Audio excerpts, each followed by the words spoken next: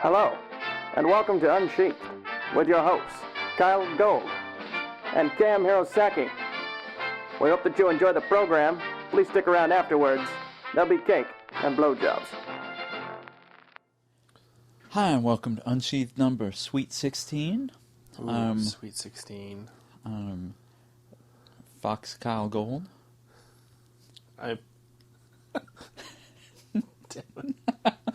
Well, I broke you early in this one. You know, I'm a creature of routine, and when you throw me a wrench and something I'm not expecting, it totally catches me off guard. I've had exactly one sip of wine, so I'm not even going to be able to blame that. So yes, I'm easily flustered wine-drinking otter Cam Hirosaki.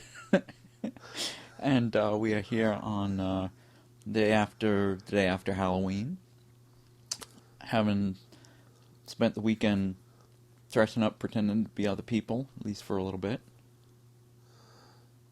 Yeah, kind. You know, I kept having all these last-minute costume ideas that never came together. Well, I actually was caught without a prepared costume, so I just took off my pants and went as an otter.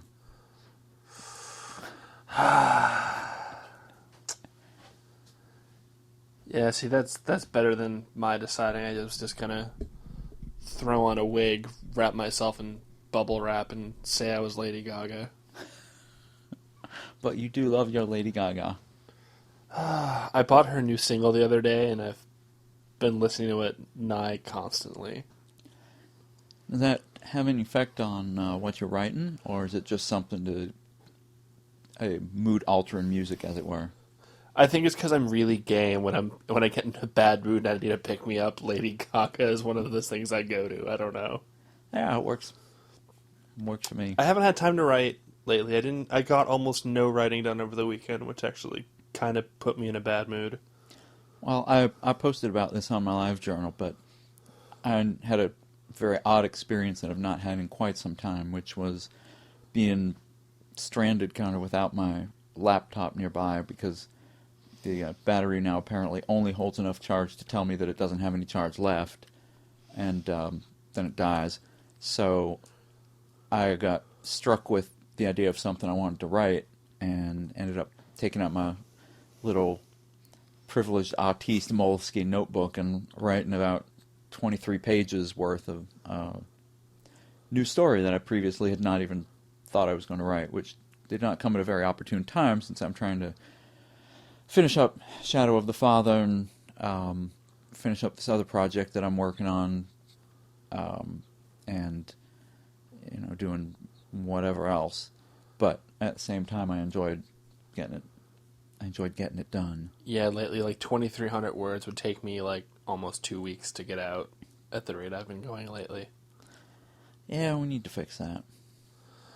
Yeah, I don't know what to do about that. It's kind of disappointing. Well, we talked a little bit about writer's block, and I think at some point you just have to realize that writing comes and writing goes, and have confidence that it's going to come back, because the more you stress about not writing, the more stressed you get and the less you're going to write. And that said, I still stress when I go through periods like that too. I don't know what to do except get a lot of sleep, be well rested, and be open to new ideas. I also have some crystals I could sell you that would work. I could just continue to raid kids' wine cabinet also. That might help. Yeah, that works too. So I thought before we got to the questions, we would announce our special plans, since someone on LiveJournal already sort of suggested that we do what we already planned to do. For the next episode, we're not going to do a regular Unsheathed. We're going to do an Unsheathed Presents number 1, at which we are going to read on the air the story that I wrote for Cam Hirosaki. I'm really interested to see how that's going to come out. So am I. Especially since I think I have to be in it, don't I? You don't have to do anything you don't want to do. But yeah, but deep down inside, we both know I want to do it. Yeah, that's kind true. of the moral of the story, isn't it? It is, and we're very much looking forward to this. We have a few people in to voice the characters in the story, and hopefully to do some of the narration, and we are looking forward to it and hope y'all will enjoy it too. But speaking of which, as I threatened during our last episode about getting my story back to you as my means of revenge, as I understand the two of you have read that by now as well. Oh, yes, we have. And you certainly got your revenge. I struggled really hard with that, too. It was, as I told you multiple times over the course of writing it, I think my story was way harder to write than yours was. Yeah, and I understand and appreciate that, but I also think that you kind of deliberately chose a setting and story that made it a little more difficult. I didn't think I was going to be able to outdo you, but I had to outdo myself. That was my main goal. Well, I think you did an admirable job, and we're thank you. planning to read that as Unsheathed number 2 at some point later on in the year, which I'm looking forward to being in that one. That one's going to be an interesting one to record for a number of reasons, which I can't say without giving away too much of the shtick. Yes, it will. Now, here's a question, which I don't even think we've discussed this off the air. Are we going to wait until after we've read them to post them online? I was going to wait to post mine, yeah. Yeah, we should do that. I think it'll make it more special. Let people listen to it, and then post it up after a week or two. Yeah, that works for me. All right. Sounds like a plan. And with that, do we have anything else to talk about, what we've been doing? Nothing is springing immediately to mind. We did have a few... Yeah, nothing really since last week. All right. We'd intended to have Flane on this show, and he was not feeling up to podcasting tonight, and our schedules for the rest of the week kind of do not allow us to record any other night, so he is leaving the area this weekend, and we doubt we'll be able to get him back on the show, at least in this time frame, but hopefully he'll be out here more permanently in the future, and then we can have him come over and participate on a more regular basis. I was about to say that I want Flane to know that I'm very upset with him, but I hadn't heard about these possible plans to be out here more permanently, so that's news to me. Well, a lot of people would like to move out here, and everyone wants to live in a secret bunker. He's got reasons. Mountain fortress. Yes. Our fortress is the envy of many. Is that a quote from something, or did you just say that? I just made that up. It sounds like a quote, and but we're writerly. I think that we're predisposed to want to assume that anything intelligent that we say must have come from somebody else.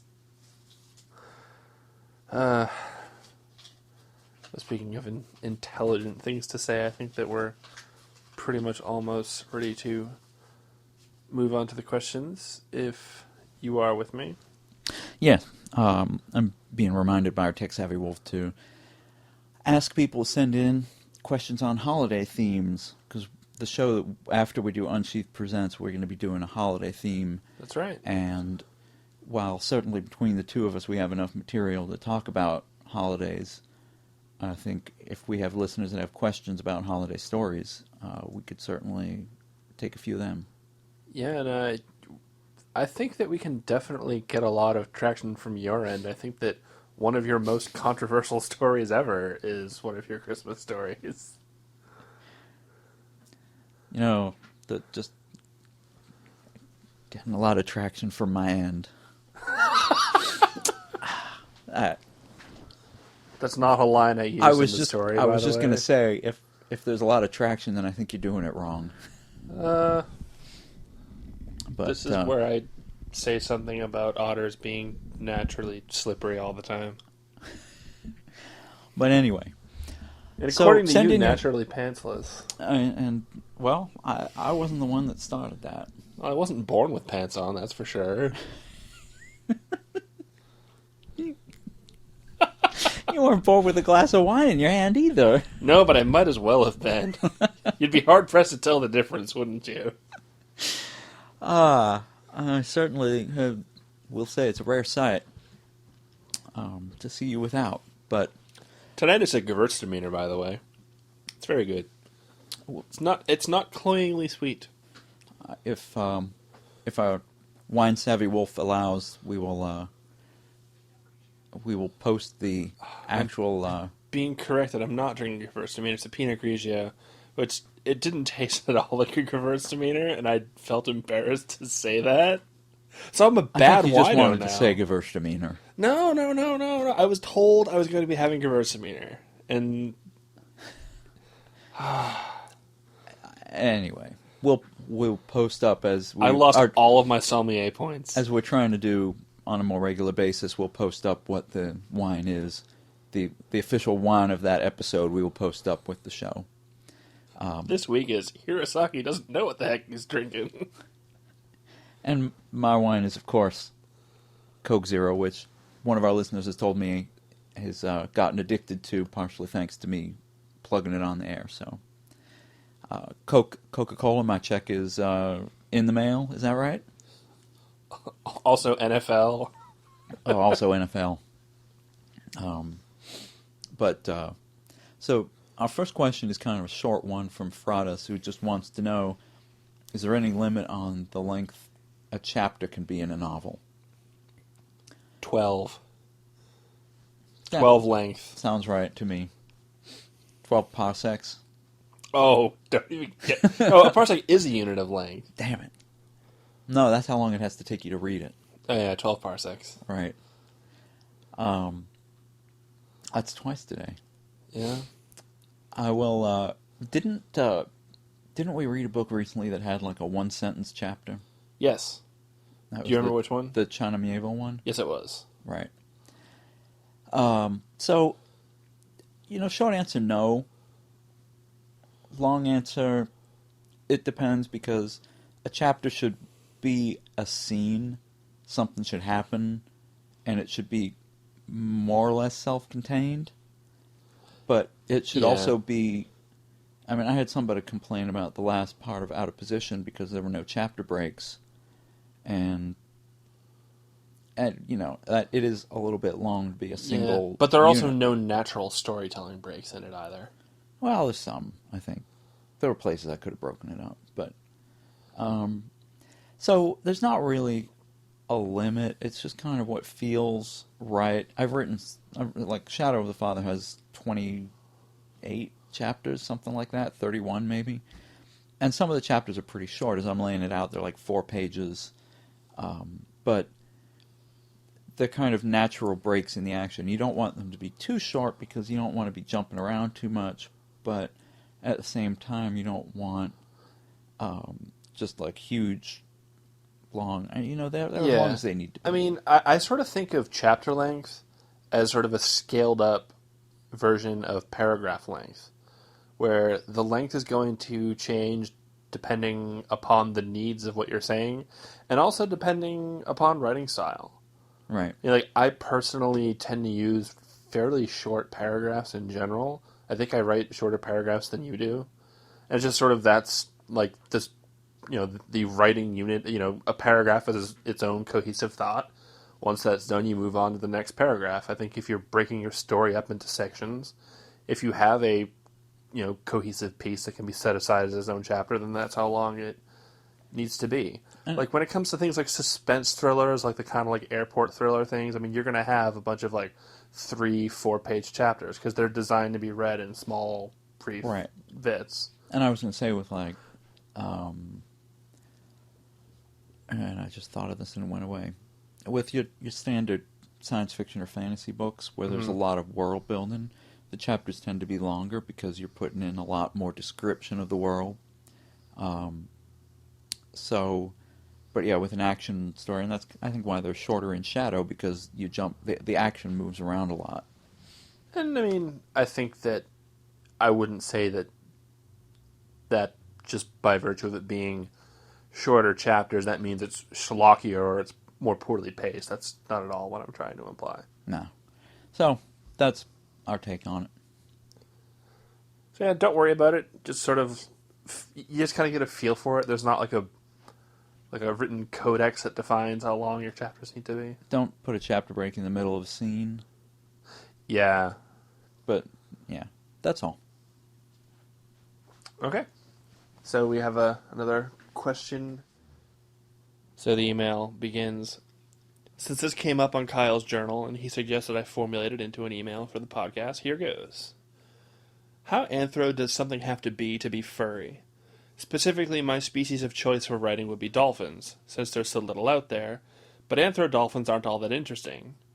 Yes, it's easier to say, oh, it's an anthro dolphin, so it can be out of the water and walk around with all the other characters, but it doesn't force you, as the author or a reader, down the path of just how would a limbless, water-bound yet sentient creature interact with a world based primarily around land creatures. If one writes a G-rated story about intelligent dolphins, then whatever. However, this is an erotic podcast, and dolphins have a similar reputation to foxes. Well earned on our part, I speak not of foxes. So if you don't have arms and legs, do you still have a furry erotica story, or have you descended into something entirely different? So... Well, they still have a mouth, don't they? Yeah. I mean, dolphins do have all those little teeth, but, still. You didn't even go for the blowhole joke? Wow, I'm surprised. It's not quite a blowjob. No, but it sounds dirty when you say it. If you're us. That's true. I mean, as far as the aquatic mammal sex contingent goes, I'm sort of a semi-ambassador for that. Yeah, but you got fur. You're not cetacean. No, but there's playing around in the water. Okay, and I have limbs. Yeah, you have limbs. And sexy webby paws. Exactly. I made a hand gesture to the microphone when I just said that. Oh, it picks it up. The listeners knows. have Brissier. They can feel the sound waves from the air movements from your paws. Oh, that's right. So, I actually think it's an interesting point that he says, oh, if you write a G-rated story about intelligent dolphins, then whatever. I think that's kind of a dismissive point. I think you can certainly, tell a worthwhile story about intelligent dolphins and not just have it be whatever. Well, I'd point to, which I'm sure he's read, this was, I think, Flipper Anubai. Yes, that's correct. And I would point to Startide Rising by David Brin, which has intelligent dolphins in it. I haven't read that. I'm familiar with the name of it, though, now that you mention it. David Brin has the uplift conceit where mankind uplifted certain species to be intelligent, and so they have dolphins, but they're not anthropomorphized at all. They're just dolphins, although they are fairly randy in the book. And there's a dolphin-human sex scene, I believe, or at least a dolphin-dolphin sex scene. Seriously? Oh, yeah. See, that just goes to show that it's not just us furry writers who are the weird, freaky perverts. Oh, no, not at all. The other point that he mentions just before we get on to finishing answering it was he's talking about how, oh, you can just say they're anthro and that doesn't force the reader or the author to question it. I disagree with that, too. I think that if you're talking about a dolphin walking around and you're not specifying, does it not have limbs? Like, does it have legs, or is it just sort of there floating? I mean, I definitely think that's something that a reader is going to want to know what you mean if you don't go out of your way to describe it. Yeah, and I think that the kind of... I'm sort of questioning what he means by, is it furry erotica? If it's anthropomorphic, then you've got all the elements of furry erotica. I mean, I think it is interesting to have dolphins, kind of the challenges they would face in coming up with ways to fulfill their sex drive with non-dolphin animals, whether they are just natural dolphins who somehow are interacting with land creatures. I mean, that puts that whole thing into like, well, you have to come in the water to have a relationship with me. Right. Or if they're kind of those modified to walk around dolphins, they still have challenges. They still need to be kept wet. I would assume. I don't know how. I'm not really into the whole cetacean scene, so I haven't seen a lot of that. Yeah, stories. I used to be into cetacean marine biology when I was in school, but my focus drifted away from that, and at least in terms of the furry fandom, I don't know a lot about. There's probably a lot that the cetacean furs out there take for granted that just haven't occurred to me yet, much like how stuff occurs to furries that normal people would never have thought of. Right. I say normal people like we're freaks. Well, we are freaks. We're just freaks in a different way than everyone else is freaks. Exactly. Usually. Although, as I was talking about earlier tonight in a different context, I think furries also kind of sort of overplay in their own minds how freaky we are. Like, I think that there's stuff that we think, oh, mainstream people would never have thought of this. Like dolphins having sex with people, apparently. Like dolphins having sex with people, which happens, and which people go out into the water specifically to try to frolic with dolphins, and some of them have less than pure motives. That happens. I mean, hell, it was the subject of a King of the Hill episode. I was just thinking about that, but I was afraid to mention it. Duh!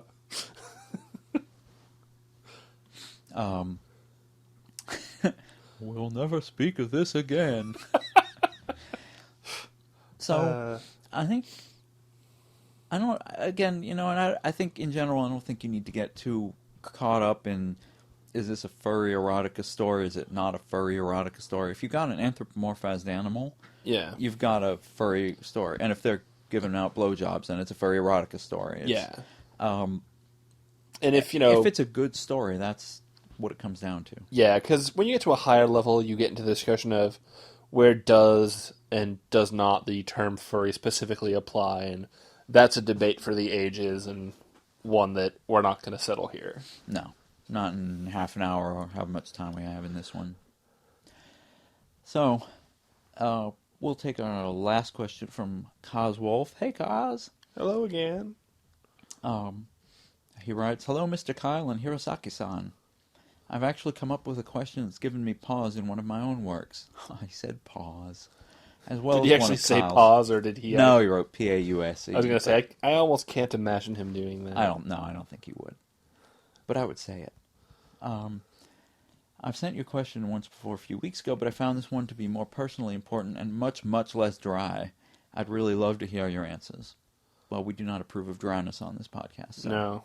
For dolphins or otters. Right. Or foxes. But or traction. Less traction. How would you deal with the concept of feral wildlife? Often this issue doesn't come up, mostly in urban scenarios where you would expect to see only humans or likewise other anthropomorphics. I noticed, however, that in Vol, within a few pages, the main character has a romantic advance made on him by a quite anthropomorphic buck, and then is discussing briefly about riding horses that are kept in stables and so on.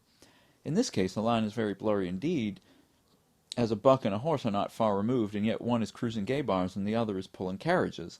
This is what grates at me to no end. Where can one draw a line? Would you consider a world where only predatory species are sentient to be reasonable?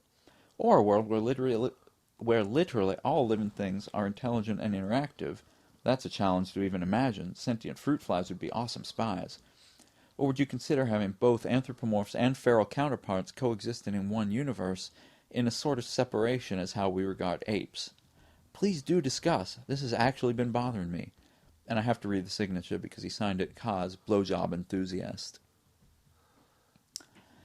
You're always welcome here, our friend. Yes. Come down to the Bay Area, we'll have you on the podcast. But it's... So first of all, I think if there was a mention specifically of horses in Vol, it was accidental because I tried to remove all references to horses for specifically that reason. I call them mounts when I can, or when I have to refer to them directly. You said mount. The term mounts gave him pause.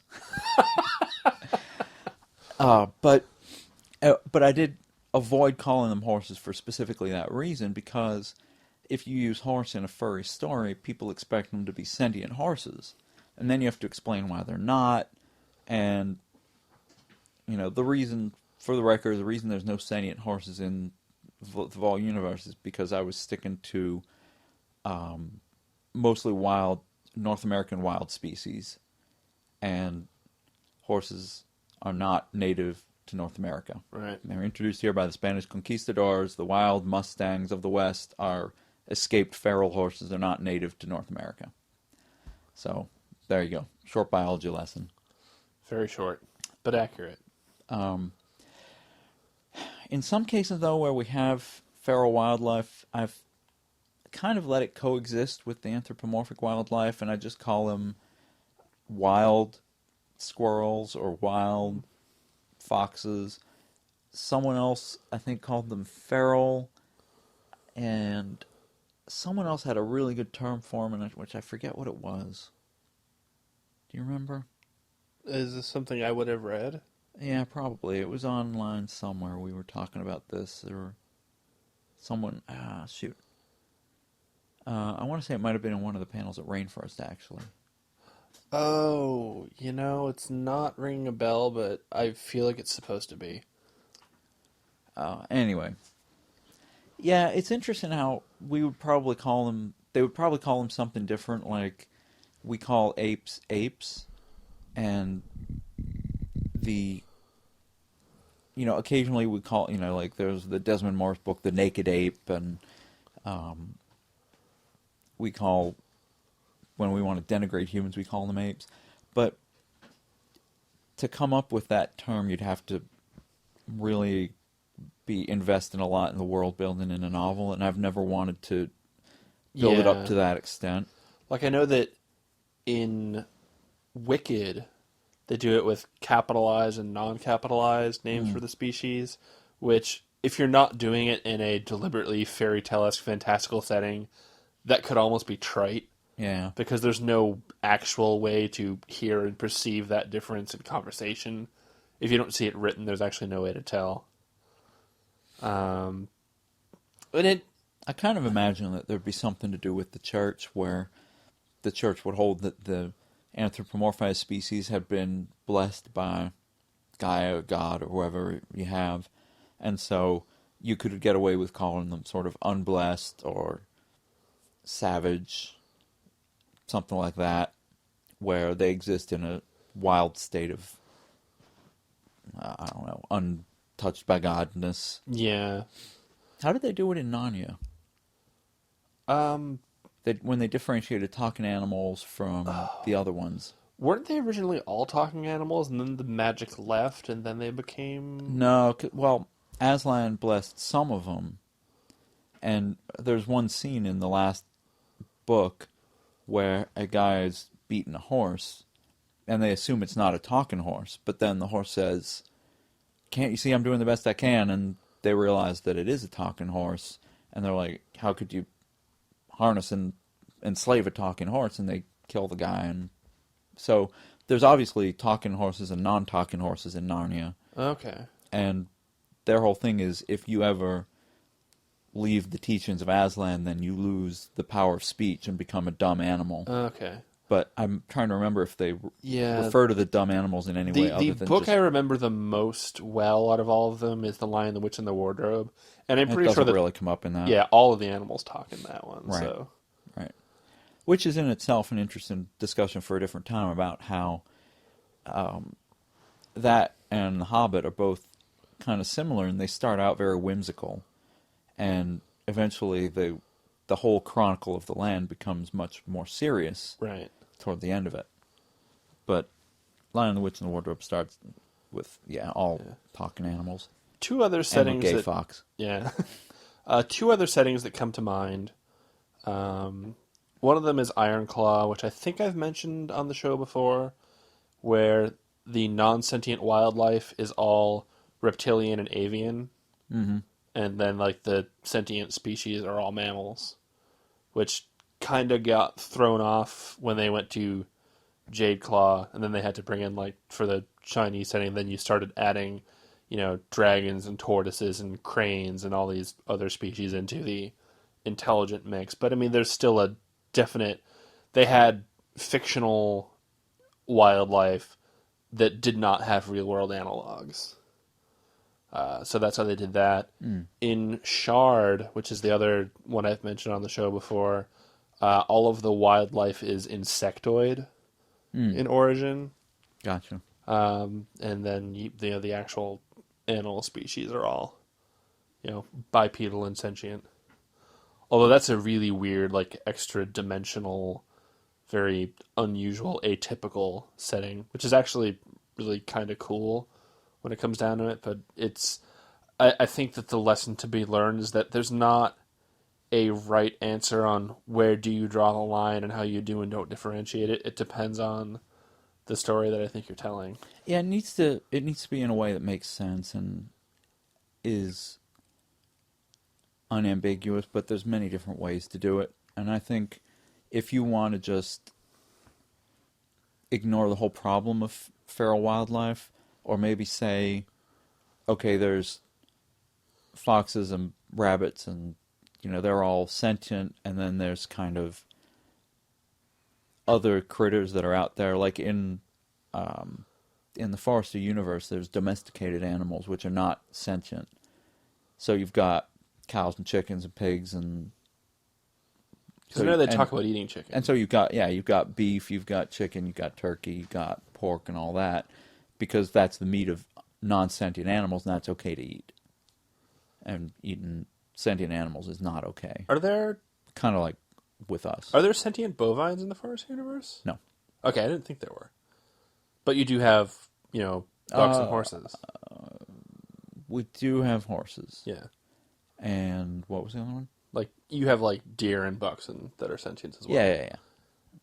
Deer are wild. Yeah, I do have horses in that universe, but I'm trying to think if there's bulls. I don't think there are bulls. I don't recall any. But you have sheep.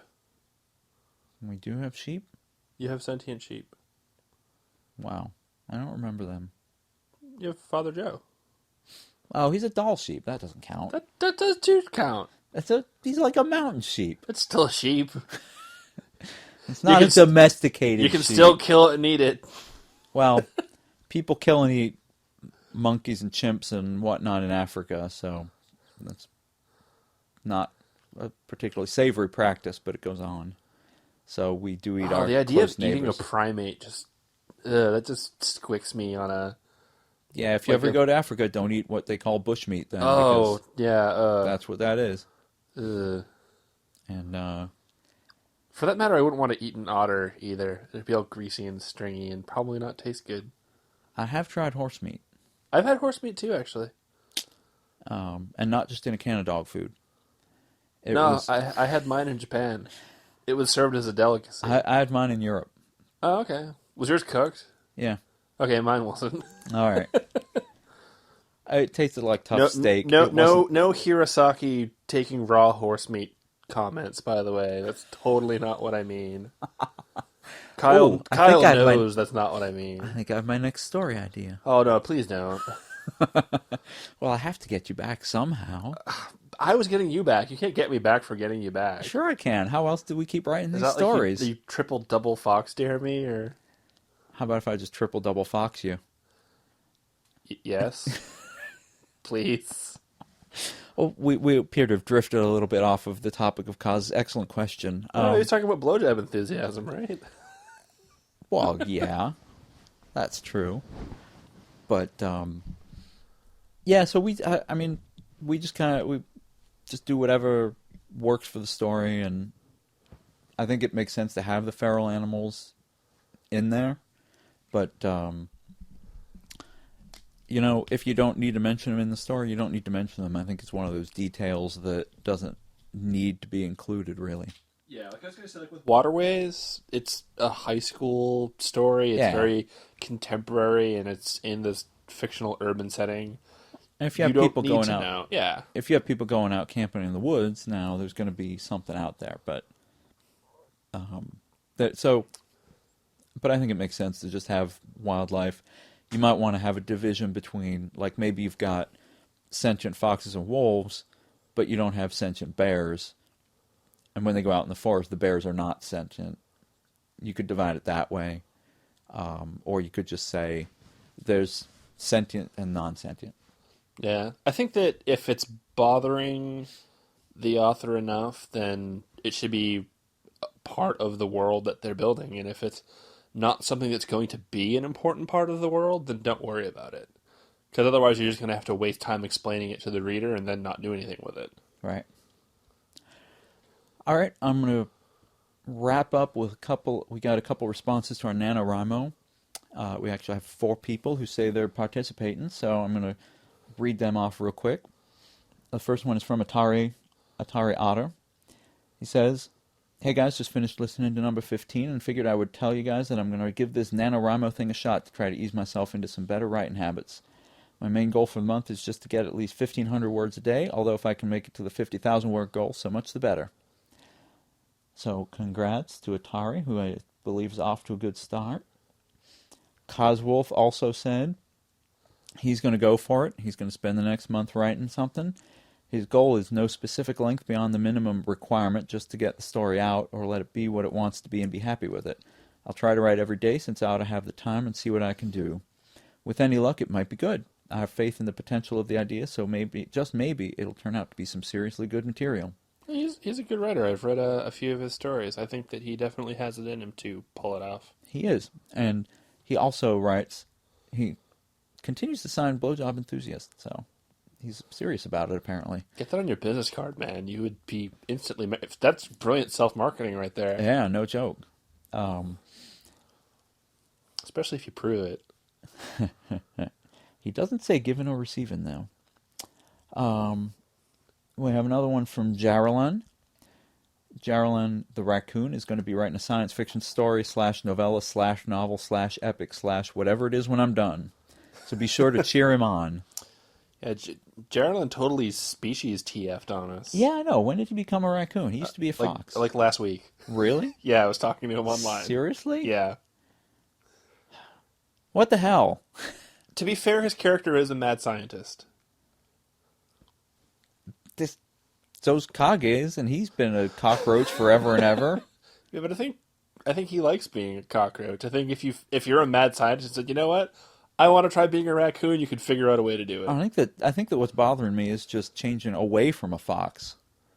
I could see changing into one, but changing away, I don't know. it's just kind of like... Raccoons can be pretty... I have a lot of raccoons in my stories. Raccoons can be pretty sexy. It's the eye mask. Because he's got the glasses, too. Raccoon with eye mask and glasses, that's kind of hot.